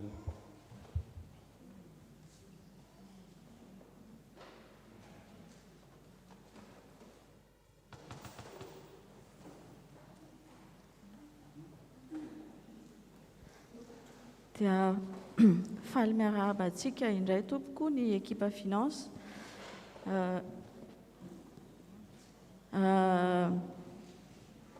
misy ten'Andriamanitra iray izay anamafisanay izany arahaba izany ho anareo dia izany dia hita ao amin'ny Koritiana voalohany toko 7:20 andininy 7:20 koa amin'izany raha lahy malalako dia miorena tsara aza miova ary maefa be mandrakariva amin'ny asan'ny tompo satria fantatrareo fa tsy foana tsy akory ny fikelezanareo aina ao amin'ny tompo toy izao tompoko ny teti-bolan'ny fiangonana nanomboka tamin'ny deuxième trimestre fanamariana ity teti-bola ity tompoko dia mbola tsy voarain'ny vérificateur au compte satria nataonay zany izao compte zao mba hampafantarana ny fiangonana ny teti-bolantsika nandritra izay premier semestre izay dikan'izany dia mbola sous réserve ny validation an'ny vérificateur au compte zany ity compte atolotray anareo ity ka toy izao zany tompoko ny rakitra azo nandritra izay 3 volana faharoa izay ny volana avril dia 1199,20 €, volana mai 1457,40 mois de juin 1502,90 totaly 4159,50 ny contribution ny adidy dia 1670 tamin'ny volana avril, volana mai 1318 ary ny volana juin 886 izay mitotaly 3874 ny rakim-pisaorana na reconnaissance volana avril 100 €, ny volana mai 50 €, ny volana juin 100 € izay mitotaly 250 €. Ny offrande cérémonie na rakim-pisaorana mandritry ny obsèque dia 180 €. Ny grande collecte na ny vokatra izay azontsika tamin'ny Pâques sy Pentecôte dia mitotaly 4542,80. Ny LDF 1 dia 2585,80. Raha jerena zany ireo rehetrareo tompoko dia ireo no mametra ny vola niraisin'ny fiangonana izay mitotaly 15,592,10. Toy izao kosa ny volan'ny voaka tamin'ny volana avril 6319,46, volana mai 2627,47, ny volana juin 2199,38 izay mitotaly 11146,31. Rehefa nojereny izany rehetra izany dia nahazo vokatra 4445,79 isika nandritra ny deuxième trimestre iny. Raha jerena zany ny vokatra nandritra ny semestre izay ampitsahivina fa tamin'ny 31 mars isika dia nahazo 2050 € comme résultat. Mois de juin 4045,79 dia ny azontsika ny résultatsika nandritran'izay premier semestre zay zany tompoko dia 6496,24. Sotra tompoko aromeko any tonton Dina ny fanaovana ny PAE. N'Andriamanitra iray ny voninahitra. Mamerina ny arabantsika amin'ny anaran'ny tompo. Tsara mariana fa toy ny lazain'ny namana mpiara-miasa teo dia ity tary marika hitantsika amin'ny fafana ity dia mbola tsy nandalo teo amin'ny vérificateur Ireo tarehimarika ireo zany a dia tableau de bord ahafahantsika mahita ny aiza ho aiza ny toe-bolantsika amin'ny projet d'achat ny fiangonana. Ny tiana hozaraina amintsika zany a dia ny telo volana faharoa ny taona tamin'ity taona ity. Ny toe-bolantsika zany a tamin'ny faran'ny volana marsa dia ny 90 659,91. Io vola io zany a no ny andohan'ny volana avril.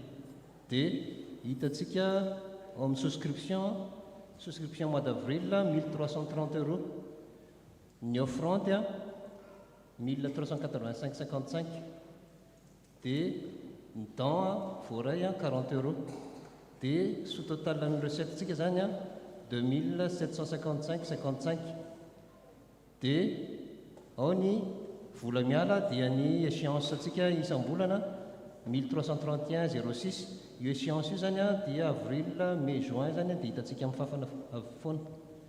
Dia ny dépense tamin'ny travaux a izay nataontsika tamin'ny mois d'avril zany a eo amin'ny 3560,45.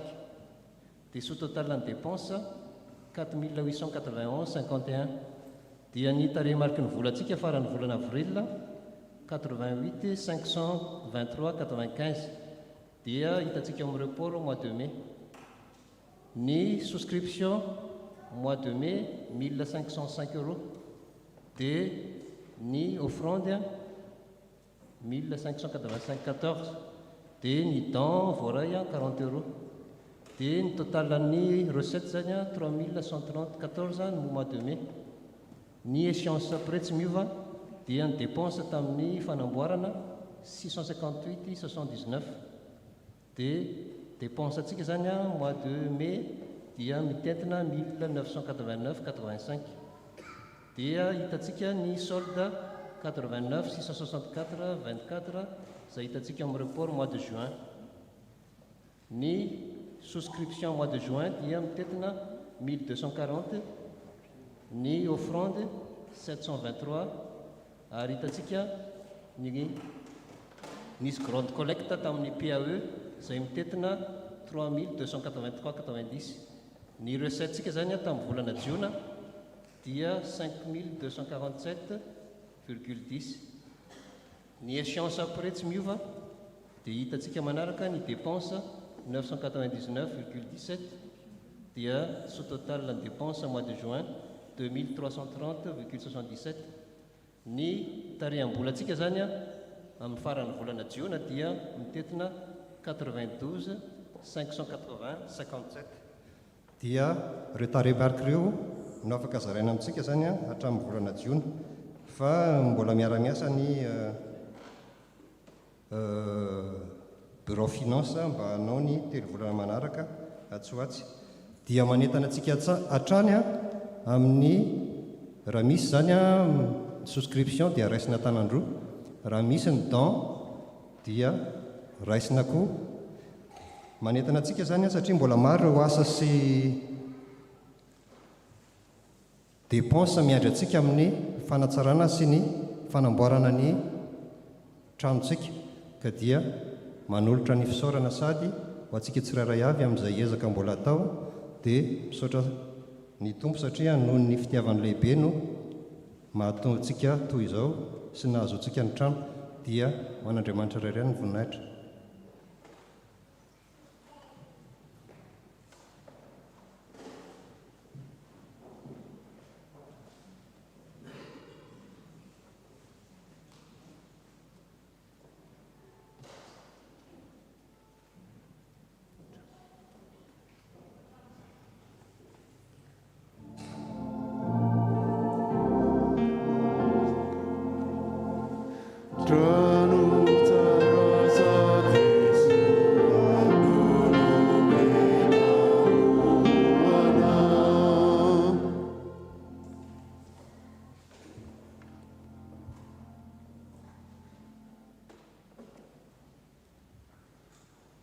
Masinika ity trano nataoko ity mba hampitoerana ny anarako mandrakizay ary ho amin'ity mandrakariva ny masoko sy ny foko. Fanjaka voalohany toko 7 mandeha ny fahatelo. iarivavantsika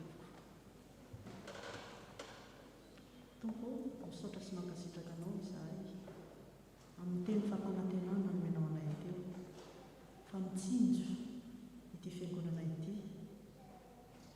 ny masonao tsapanay zany Jesosy hatramin'izay ka hatramin'izao misaotra amin'ny zavatra rehetra tompo misaotra ny nanomezanao ireo olona manan-talenta nomenao fanomezana manokana fanomezam-pahasoavana manokana manao ny tiravo rehetra eto amin'ity fiangonana ity misaotra amin'ireo mpanohana an'izy ireo amin'ny fikarakarana ny sakafo misaotra amin'ny mpianakavy finoana manontolo na ny tanterana ny zanakam-pelezana na iza misy azy ireny izay manohana ara-bavaka ara-bola koa amin'ny fanatontosana ny asa rehetra izay efa vita hatramin'izay ary-bola tokoa misaotra amin'ny zavatra rehetra tompo dia mangataka aminao izahay ny anolonao anay tsirairay avy fahendrena fitiavana hoentina hanatanteraka ny asa maro izay mbola miandro rehefa nitonona teo Jesosy mbola betsaka tokoa ny ezaka tokony hatao fa dia apetraka feno aminao zany rehetra ny Jesosy dia matokony ny fitiavana tokoa izahay fa teo ianao ho eo ianao ary mbola ho foana misaotra indrindra tompo amen.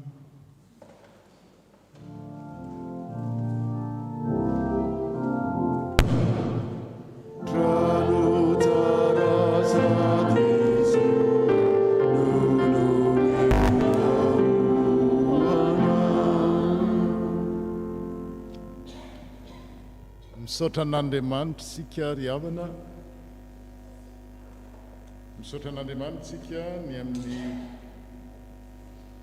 zavatra ny tantany any antsika tamin'ny resaka trano fotsiny izay nambaran'ireo mpitatambola teto fa hitantsika fa mitondra ny fiangonany Andriamanitra raha natahotra sika tany am-piandohan'ny tany hoe ahoana no avitan'izany dia vita somatsara ireo adidy izany no vita dia isika mianakavy tsy hakanavaka misy ny tongeto isaky ny asabotsy sy tapaka misy no mivavaka misy ny manome don misy manome souscription misy no manao sakafo be dia be tsy tambo isaina ny fitambaran'izay rehetrarehetra izay no mahatonga ny fiangonantsika ohatr'izao ary rarina fa mbola anao zavatra lehibe amintsika ny tompo le nandaony rainy dia mitambatra amintsika miara-miaina amintsika isan'andronandro mba ho maritra izany tsy aloha hoe tsika mitehaka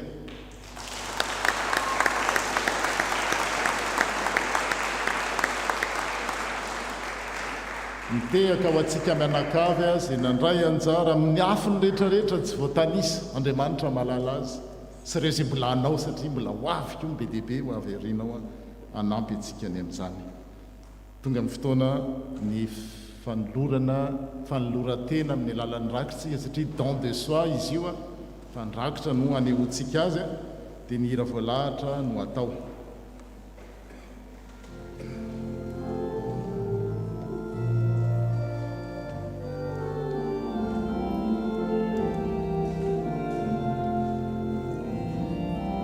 Oh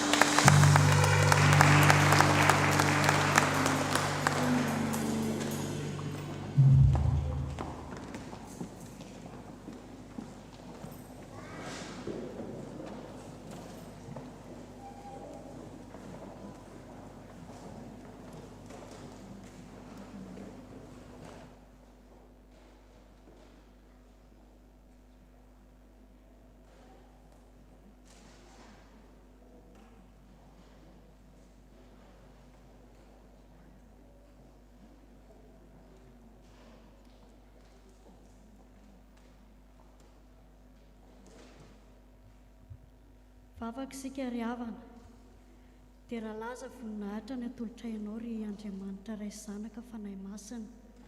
Misaotra betsaka anao izay satria totosa ny fanompom-pivavahana izay nitanterahana teto anio. Misaotra ny amin'ny nazahoanay ny teny familan-keloka avy aminao, ary misaotra ny amin'ny teninao izay norenesinay tanio indray mba hahafahanay miaina eo amin'ny fiainanay. Ary misaotra ihany koa satria mbola afaka nyray latabatra taminao izahay tamin'ity anio ity. Ary mbola misaotra anao izahay satria tanteraka ihany koa ny retiretin'ny fiangonana izay nanomboka hatramin'ny omaly. Misaotra satria ireny rehetra ireny dia noho ny fitiavanao sy ny famindraponao aminay isan'andro isan'andro. Ary ankehitriny izay Tompo dia mivavaka ho an'ny ray aman-dreny mpitandrina sy ny ankohonany. Ianao ny hanampy azy ireo ny amin'ny asa fitoriana ny filazantsara, ny amin'ny fiahinany ondry. Vavaka izay ho an'ny birao fiangonana sy ny komity. Ianao koa no ampaheriny amin'ny asa miandry rehetra. Apetraka ifeno ampelantananao ny fiangonanao Jesosy, mba ianao no ampaheriny tsirairay avy, ampitombo ny finoany tsirairay avy, mba ahafahana mifikitra sy mivelona ary miara-miaina aminao Jesosy Kristy. Ary apetraka ifeno ampelantananao ny asa izay miandry ny fiangonana, indrindra ny amin'izao fikarakarana ny trano izao. Ianao mahafantatra sy mahita ny zavatra rehetra, ampaheriny tsirairay avy ianao ny amin'izany asa izany. Apetraka eo aminao koa ny projet ny fiangonana rehetra, ny sampana, mba ianao ny hatanteraka sy halavorary izany. Apetraka ifeno ampelantananao ihany koa Jesosy ny amin'ny ankohonanay tsirairay avy reto. Ianao mahita ny ankohonany tsirairay avy, na ny eto na ny manatrika eto na ny tsy manatrika eto, ampy mizara ho an'izy ireny ny fahasoavanao. Ary dia tsaroanay ambavaka ireo marary any amin'ny isa-tokantranony any na any amin'ny hôpitaly n'aiza misy azy ireny, mba ianao ilay tompon'ny fanasitranana no hanafaka ny fangerofirina sy ny fanaitainana. Mivavaka izay ho an'ny manamanjo, ianao no ampaheran'izy ireny. Mivavaka koa izay ho an'ny izay manana olana na amin'ny asa, ny amin'ny asa fivelomana, ianao ny ampaheran'izy ireny tsirairay avy. Izany izay rehetra mahasoanay Jesosy dia apetraka ifeno ampelantananao fa ianao no mahafantatra ny fitondrana ny fiainanay tsirairay avy. Mahatsiaro ambavaka izay ny amin'ny tanindrazanay izay tsisy miafina aminao tokoa. Ny angatahanay aminao dia ianao ny hanampy ny malagasy rehetra mba hitodi-doha aminao, hibebaka ka hanana fanantenana velona eo aminao, mba ahafahany nosinay miaina amin'ny fandriam-pahalemana. Mivavaka izay ho an'ny ity Frantsa izay nametrahanao anay ity, mba ny fiadananao ny anjaka eto Jesosy, ka ahafahanay miaina ampiadanana miaraka aminao Jesosy Kristy ihany. Apetraka ifeno ampelantananao izay rehetra tsy voatonony ny vavanay nefa ny fantatrao fa mahasoanay, ka dia mba ho tanterahanao araka ny elabe ny famindramponao. Maminay sy tiana indrindra Jesosy izany vavaka izany, raha ampiarahana amin'ilay vavaka nampianarinao manao hoe: Rainay eo izay any an-danitra, ho masinany any anaranao, ho tonga ny fanjakanao, ataony sitraponao, ny ety an-tany takany an-danitra, mianay ny sy anazazo anay, ary mamela hanelokay, tahaka naminanay sy miloka taminay, ary aza mitondra ny amin'ny fakapana, manafanay amin'ny ratsy, anao ny fanjakana sy ny hery, ary ny voninahitra mandrakizay. Amen. Amarana ny fotoantsika araka ny voalaza teo dia misy sakafo ao ambany izay anasana ny rehetra zatao sakana ny resaka ara-bola, ary ny angatahana fotsiny dia ny mba anajantsika ny fandaminana izay ataon'ireo mpiandraikitra rehefa misy fandaminana mipetraka. Araka izay voalaza teo dia manaja an'izay fa samitsika misy hoe tsy afaka ny amin'izany tsy olana mihitsy zany tsy ataontsika olana zany eto amin'ity fiangonan'ity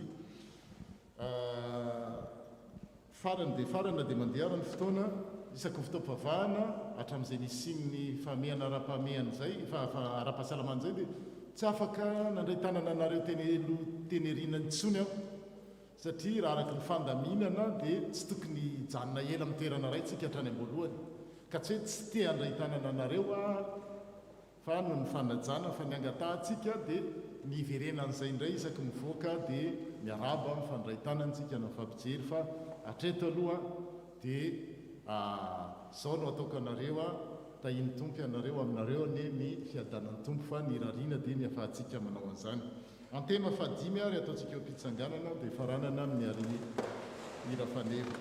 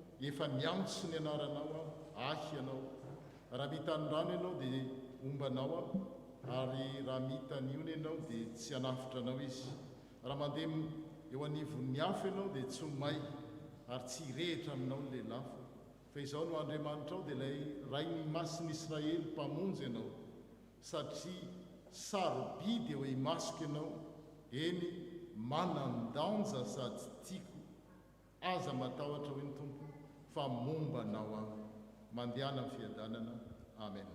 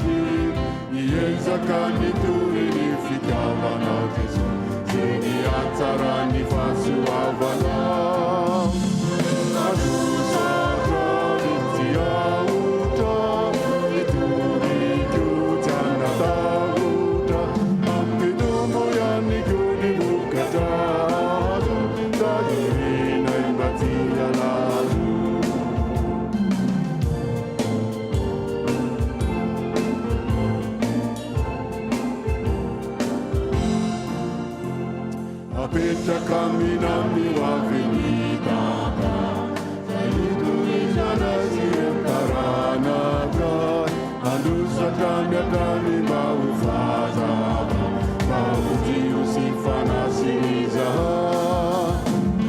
adosatra ny tiaotra itoritoza nataotra ampitombo ihany ko ny vokatalo ka eny mbatsialazo adosatra ny tiaotra itoritoza nataotra ampitombo ihany ko ny vokatalo ka eny mbatsialazo